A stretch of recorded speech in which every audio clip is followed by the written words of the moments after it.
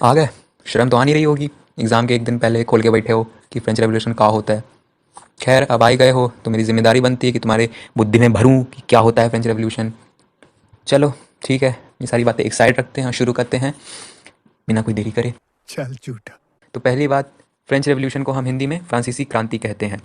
यह एक, क्या कहेंगे, इसने फ्रांस की राजनीतिक और सामाजिक स्थिति में तबाही मचा दी थी, यानी कि परिवर्तन कर दिया था, बदलाव कर दिए थे, उथल पुथल मचा दी थी। बाकी ये 1789 से 1799 तक चली, और एग्जैक्ट डेट याद करने की कोई ज़रूरत नहीं, उसको याद करके कुछ नहीं उखाड़ लोगे। तो मैं एनसीईआरटी बुक की मदद से आपको पढ़ाऊंगा। तो शुरुआत कुछ ऐसी है कि 14 जुलाई 1789 इंग्लिश में ही बोलूँगा, हिंदी में बोलूँगा, आधों को समझ नहीं आएगा, ठीक है। को लोगों के बीच में हड़कंप मचा हुआ था। काहे मचा हुआ था? क्योंकि राजा ने अपने सिपाहियों को सिटी यानी कि शहर नगर में घुसने की आज्ञा दे दी थी, और अफवाहें तो बड़ी जल्दी फैलती हैं, जानती हो। तो अफवाहें फैल गई थी कि ये सबकी छाती फोड़ेगा। अब करीब 7,000 लोग इकट्ठा होकर बस्तील के किले पर आक्रमण बोल दिए, ताकि हथियार और जो भी गोला बारूद उसके अंदर रखे हैं वो अपने कब्जे में कर लें, ठीक है। तो और एक और महत्वपूर्ण कारण ये था, ताकि राजनीतिक कैदी जैसे नहीं कैद कर ले रहे, पॉलिटिकल लीडर्स को कैद कर लेते हैं, तो वही चीज़ थी। और 7 लोगों को बाहर निकालने के लिए बस पूरा किला ही उड़ा दिया, क्या कहने हैं। कोई पत्थर से ना मारो मेरे दीवाने को। ठीक, उसके बाद बस्तील को किले को टपका कर और उसके कमांडर को भी बम का जमाना है, उड़ा दो साले को। टपका कर इन लोगों ने क्या किया, बस्तील के वो जो महल के मतलब किले के टुकड़े थे उनको बाजार में बेच दिए।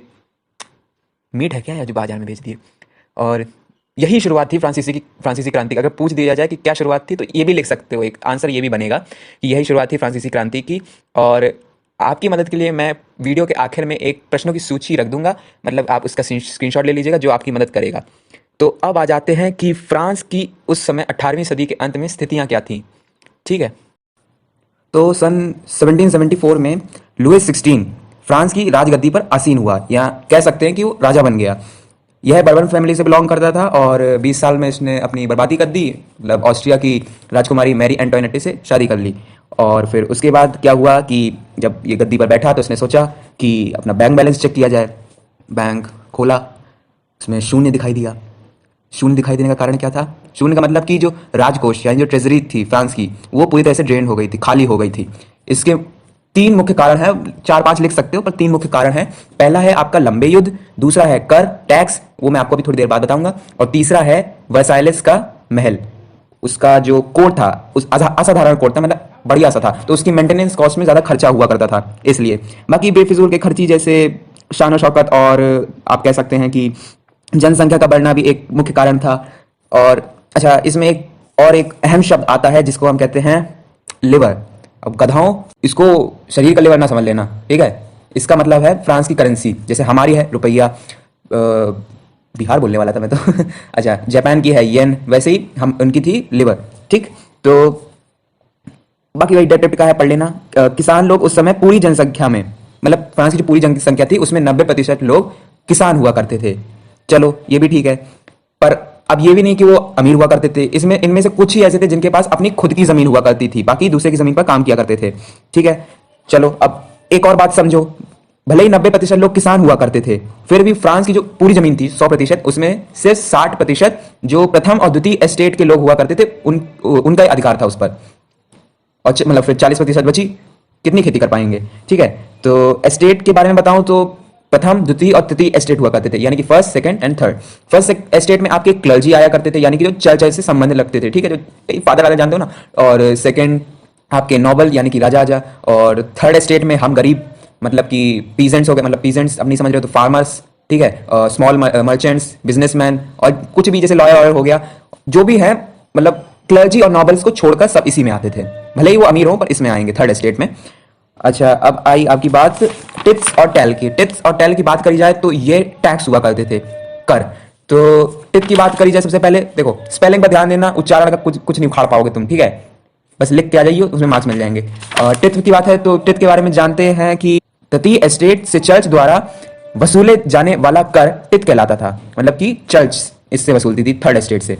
और टैल क्या होता था? टाइल, इसको मैं टाइल बोलता हूँ, आप कुछ बोल सकते हैं, बस स्पेलिंग याद रखना भाई। तृतीय एस्टेट से सरकार द्वारा वसूला जाने वाला कर टैल था, मतलब कि जो गवर्नमेंट वसूलती थी थर्ड एस्टेट से। अब मैंने आपसे कहा था कि राजकोष यानी कि ट्रेजरी खाली होने का क्या कारण था, उसमें मैंने एक कारण आपको बताया था कर। तो कर का अब मैं बता रहा हूँ, आपने थर्ड स्टेट जाना, तो थर्ड स्टेट मतलब कि एक तरह से सबसे गरीब स्टेट फर्स्ट और सेकंड के कंपैरिजन में। और आपने अभी देखा टेट और टेल, मतलब कि इन्हीं से कर्ज वसूला जाता था, जबकि जो फर्स्ट और सेकंड स्टेट जो अमीर थे उनसे नहीं वसूला जाता था, इसलिए और गरीब आए हो गए। ठीक है, अब शुरू हो गया स्ट्रगल टू सर्वाइव यानी कि जीने के लिए संघर्ष। फ्रांस की जनसंख्या 1715 जहां तक मुझे पता है में लगभग 2.3 करोड़ थी, और वहीं 1789 मतलब कि 1789 में इसकी जनसंख्या हो गई 2.8 करोड़। जनसंख्या बढ़ी मतलब लोग बढ़े मतलब कि खाने की मांग बढ़ी तो ब्रेड की कीमत भी बढ़ गई। अच्छा, यहाँ मैंने ब्रेड क्यों यूज़ किया, ब्रेड वर्ड, तो ब्रेड इसलिए मैंने यूज़ किया जैसे हम लोग अपने रोज़ रोज़ क्या खाते हैं, रोटी दाल चावल, ठीक है, और वहाँ जो वेस्टर्न स्टेट्स हैं, वेस्टर्न मतलब कि कंट्रीज जो है वहाँ ब्रेड ज़्यादा खाई जाती है। जैसे हम लोग यहाँ रोटी खा लेते हैं, हम जैसे गरीब हो तो नून रोटी से काम चलाते हैं, ठीक है, तो बस वहाँ वो लोग ब्रेड से काम चलाते हैं। तो अब यहाँ से ऐसी तैसी होने शुरू हो गई। क्या हुआ कि ये तो एक कारण थे, और दूसरा कारण ये मान लो अगर ऊपर से ओले टपकने लगे तो पैदावार गिर जाती, और कमी हो रही थी खाने आने की। तो इन सब कारणों ने एक साथ किसको राइज किया, इसने राइज किया सबसिस्टेंस क्राइसिस यानी कि जीवन निर्वाह संकट। अब इन सब के चलते अमीर और गरीब पहले थोड़े पास थे, अब बहुत दूरी हो गई, कश्मीर टू कन्याकुमारी से भी बहुत ज़्यादा। तो चलो अब आगे आते हैं, आगे कुछ नहीं, थोड़ी सी बकवास है। अच्छा, इसमें मिडिल क्लास के बारे में बताया गया है। मिडिल क्लास हम लोग उनको कहते थे जो लोग अपनी कमाई विदेशी व्यापार यानी कि ओवरसीज ट्रेड और माल के निर्माण यानी मैन्युफैक्चरिंग ऑफ गुड्स से करते थे, ठीक है, who earn there wealth through overseas trade and manufacturing of goods. Third state यह बिलीव करता था कि समाज यानी सोसाइटी में किसी भी समूह ग्रुप को जन्म से विशेष अधिकार प्राप्त नहीं होने चाहिए, यानी कि जो प्रिविलेजेस बेस्ड ऑन बर्थ, आपकी बुक में लिखा है समझ जाओगे, तो वो प्रिविलेजेस का मतलब कि विशेष अधिकार मिलते थे बर्थ के अनुसार। तो बाकी तुमसे यह पूछ दिया जा सकता है कि इन फिलोसोफर द्वारा लिखी गई बुकों का नाम बताओ, या जिन्होंने यह बुक लिखी है उसका नाम बताओ। आपके सामने मैंने यह सब रख दिया है, पढ़कर याद कर लेना। देखो, हर चीज, हर क्रांति का एक इमीडिएट कॉज होता है। तो क्रांति की शुरुआत कुछ इस प्रकार हुई थी कि लुइस 16 ने 5 मई 1789 को नए कर यानी टैक्स के प्रस्ताव के लिए एस्टेट्स जनरल की बैठक बुलाई। किसानों और औरतों और कारीगरों को सभा में प्रवेश करना वर्जित था, तो उन्होंने क्या किया, 40,000 पत्रों के माध्यम से अपनी बातें सभा में रखी, पहुंचाई, ठीक है। प्रत्येक एस्टेट के अनुसार हर एस्टेट को एक मत देने का अधिकार था, ठीक है, पर थर्ड एस्टेट ने इसका विरोध किया कि हर एक व्यक्ति को एक मत देने का अधिकार होना चाहिए। परंतु किंग ने इस प्रपोजल मतलब प्रस्ताव को रिजेक्ट कर दिया, और फिर थर्ड स्टेट की खोपड़ियां गर्म हो गई और वह असेंबली से बाहर निकल लिए। 20 जून 1789 को ये लोग वर्साइलेस के टेनिस कोर्ट में एकत्रित हुए, बड़ा सा था ना, और अपने आप को नेशनल असेंबली घोषित कर दिया। लुइस 16 अपने विद्रोहियों यानी कि जो अपोजिशन होती ना, देखा कि हाँ तगड़ी अपोजिशन है तो इसको आप मान्यता दे दे कि हाँ नेशनल असेंबली जैसे नामक कोई चीज होती है।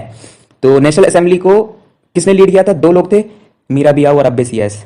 फिर वही कहूंगा, स्पेलिंग याद करो, प्रोनाउंसिएशन से कुछ नहीं उखाड़ पाओगे। 4 अगस्त 1789 को की रात को असेंबली ने क्या किया कि करो आप नहीं समझ पाए होंगे, टैक्स कर्तव्यों और बंधनों वाली सामंती व्यवस्था यानी कि जो फेडरल सिस्टम को एबॉलिश कर दिया। सब कर जैसे आपको बताया था टिट्स टैल और प्रिविलेजेस सब हट गए, उड़ गए, खत्म। Bye bye tata goodbye गया। उसके बाद 1791 में फ्रांस में संवैधानिक राजतंत्र की नींव पड़ी, ठीक है, फ्रांस बिकेम अ कॉन्स्टिट्यूशन, मतलब वही लिखा होगा आपके सामने। और लिखने को आए कि इसका उद्देश्य क्या था, तो उसमें आप लिख सकते हैं कि इसका मुख्य उद्देश्य यह था कि सम्राट की शक्तियों यानी कि शक्तियों को सीमित कर देना, और एक व्यक्ति यानी कि जो राजा था उसके हाथ में शक्तियां केंद्रित नहीं होनी चाहिए, बल्कि वह दूसरे संस्थानों में बांट देनी चाहिए। जैसे एक संस्थान आपका हो गया लेजिस्लेचर, एग्जीक्यूटिव और जुडिशरी, हिंदी में बोले तो विधायिका, कार्यपालिका और न्यायपालिका, ठीक है। अब नए संविधान में लिखा गया कि मतदान का जो अधिकार है सिर्फ उन्हीं पुरुषों को मिलेगा जिनकी उम्र 25 वर्ष से अधिक है, तथा जो कम से कम 3 दिन की मजदूरी के बराबर का कर चुकाते हैं। बाकी जो आपके महिलाएं, बच्चे छोटे हैं, उनको मतदान का अधिकार नहीं मिलेगा और उनको पैसिव सिटीजन्स का कहलाया जाएगा। जैसे ये जो जितने भी हैं एलिजिबल टू वोट उनको हम कहते हैं एक्टिव सिटीजन्स, बाकी जिनको मतदान का अधिकार नहीं है वो है आपके पैसिव सिटीजन्स। चलो अब आ जाते हैं France abolishes monarchy and becomes a republic, यानी कि फ्रांस राजशाही को ख़त्म कर एक गणतंत्र बन गया, ठीक। उसके बाद इसमें बताया गया कि नेशनल असेंबली अप्रैल 1792 1792 को प्रशिया और ऑस्ट्रेलिया के अगेंस्ट युद्ध घोषित कर देता है। इस युद्ध के कई कारण थे और काफ़ी लोग इस युद्ध में कूदे, तो कहे ये युद्ध डिक्लेयर किया गया और काहे लोगों ने इसको सपोर्ट किया, इसका आंसर आपके सामने मैं रख दे रहा हूँ, ठीक है, पढ़ लेना आराम से।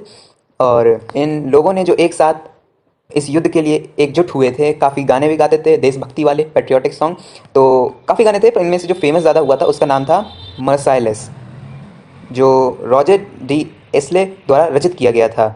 ये एक कवि थे और इस समय यह जो गाना मर्साइलेस है ये अभी इस समय प्रेजेंट में फ्रांस का राष्ट्रगान भी है। और राजनीतिक क्लब की बात हुई है तो राजनीतिक क्लब यानी कि पॉलिटिकल क्लब उन लोगों के लिए एक महत्वपूर्ण स्थल बन गए जो सरकारी नीतियों पर चर्चा करना चाहते थे और अपने स्वयं के कार्यों की योजना बनाना चाहते थे। यहाँ उन लोगों की बात हुई है। तो पॉलिटिकल क्लब्स काफ़ी लोग ज्वाइन करते थे, मतलब मोस्टली लोग। और इन सभी क्लब्स में जो सबसे फेमस क्लब हुआ करता था, जो सबसे प्रसिद्ध था, तो उसका नाम था जैकोबिन्स।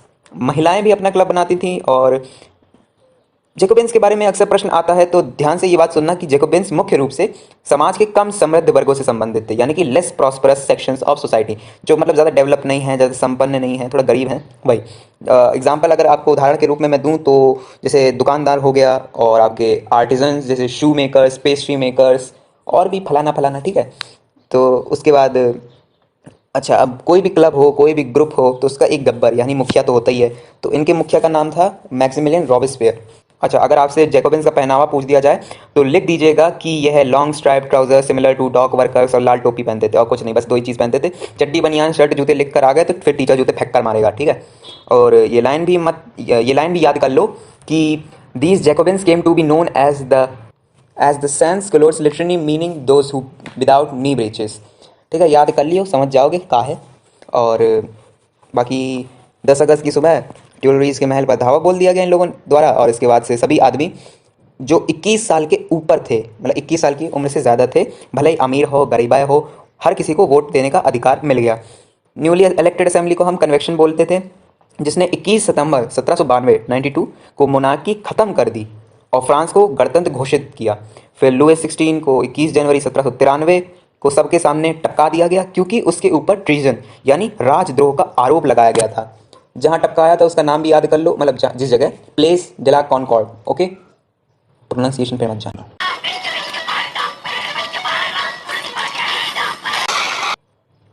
अब आते हैं रेन ऑफ टेरर।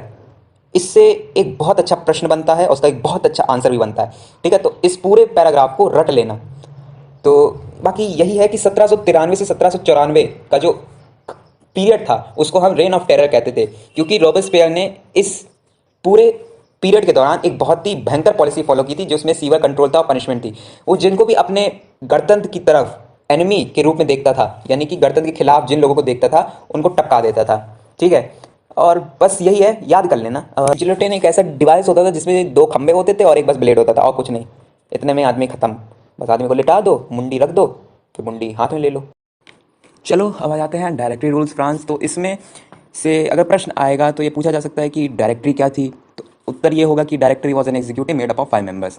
ये पूछा जाएगा, और प्लस ये भी पूछा जाएगा कि इसको बनाने का उद्देश्य क्या था। तो लिख देना कि यह जैकोबिन्स के तहत एक व्यक्ति कार्यकारी में शक्ति की एकाग्रता के खिलाफ सुरक्षा के रूप में था, यानी कि this was meant as a safeguard against the concentration of power in a one man executive as under the Jacobins, ठीक है। और कुछ पूछा जा सकता है तो नेपोलियन बोनापार्टे कौन था। एक सिंपल लाइन वाला आंसर बनेगा मिलिट्री डिक्टेटर, पर आगे इसका और भी बढ़ेगा, बताएंगे अभी आगे आएगा। तो अब फिर आता है आपका did women have a revolution. जी हाँ, इन्होंने भी रेवोल्यूशन में बहुत अहम भूमिका निभाई। इसमें बस यही बात हुई है कि उनकी एक मुख्य मांग यह थी कि महिलाओं को पुरुष के समान राजनीतिक अधिकार प्राप्त होना चाहिए। राजनीतिक अधिकार मतलब कि पॉलिटिकल राइट्स, यानी कि वोट। तो और पूछा गया है कि अगर पूछ सकते हैं कि कितने मतलब फेमस क्लब्स के नाम बताओ जो वुमेन के थे, तो उसमें आपकी आएगी the society of revolutionary and the Republican women. ये सबसे फेमस थे तो बहुत 50-60, ठीक है। और ये भी पूछा जा सकता है कि क्या रिफॉर्म्स किए गए थे ताकि वुमेन का डेवलपमेंट हो। तो schooling was made compulsory for all girls, और उनका बाप उनको इच्छा के विरुद्ध उन्हें विवाह के लिए बाध्य नहीं कर सकता था, यानी कि फोर्स नहीं कर सकता था। बाकी divorce was made legal. 3 reforms हैं, लिख दियो अगर पूछा जाए। और बस, और का 1946 में औरतों को मत देने का अधिकार मिल गया। ख़त्म बात। बाकी एबॉलिशन ऑफ स्लेवरी में तो इसमें कुछ नहीं है, ना पूछा जाएगा, मुझे ऐसा लगता है। ये एक चीज़ याद कर लो, लास्ट वाली line, slavery was finally abolished in French colonies इन 1848, ठीक है। और फिर आते हैं रेवोल्यूशन इन एवरीडे लाइफ। हाँ, इससे बहुत अच्छे प्रश्न बनते हैं, ठीक है। तो रेवोल्यूशन एंड एवरीडे लाइफ में बताया गया कि एक महत्वपूर्ण कानून जो 1789 की गर्मियों में बस्तील के किले को उड़ाने के बाद तुरंत लागू हुआ, वह था सेंसरशिप का उन्मूलन, यानी कि एबॉलिशन ऑफ सेंसरशिप। पहले क्या होता था, जैसे कोई भी रिटन मटेरियल हो, आपका कल्चरल एक्टिविटीज़ हो, वह तभी प्रकाशित यानी कि पब्लिश होता था जब उसको किंग के सेंसर द्वारा स्वीकृत दी जाती थी, अप्रूव कर दिया जाता था। पर अब क्या है, अब दबा के पेलो जो पेलना है। और बस इतना है। बाकी कंक्लूजन में नेपोलियन बोनापार्टे की बात कही गई है, तो इसको पूरा याद कर लेना है कितना, ठीक है। 1804 में नेपोलियन बोनापार्टे ने अपने आप को फ्रांस का एम्परर घोषित कर दिया, यही है और कुछ नहीं। और हाँ, रिफॉर्म्स याद करना कि इसने क्या रिफॉर्म्स इंट्रोड्यूस किए थे, जैसे जो एम्पायर्स थे उनको स्मॉल डायनेस्टीज़ में कर दिया था, और uniform system of ways and measures introduce किया था, ठीक है। और कब इसको हरा दिया गया, तो वाटरलू में हराया गया और 1815 में हराया गया, ठीक है। और अगर आपसे पूछा जाए कि who responded to the ideas coming from revolutionary France, तो याद रखना ये दो नाम बहुत अच्छे से याद हो जाते हैं, टीपू सुल्तान एंड राजा राम मोहन रॉय, ठीक है। चैप्टर खत्म, ठीक। अगर टेस्ट हो तो मेरी तरफ से ऑल द बेस्ट। बाकी टेंशन नहीं लेने का, टेंशन देने का, ऐसे लिख के आओ कि टीचर का है लौंडा बहुत पड़ गया है, ठीक है। बाकी मैंने चैप्टर समझाने की पूरी कोशिश कर दी है, समझे हो तो समझो, नहीं समझे हो तो ना समझो। और क्वेश्चन आंसर मैंने क्वेश्चन ही रखूँगा, आंसर खुद ही लिखियो, ठीक है। वरना आधे क्या करते हैं, रट लेते हैं और फिर फुल मार्क्स आते हैं उन लोगों के। और अगर टीचर ने थोड़ी बुद्धि का प्रयोग कर दिया तो फिर समझ लो, ठीक। जय हिंद।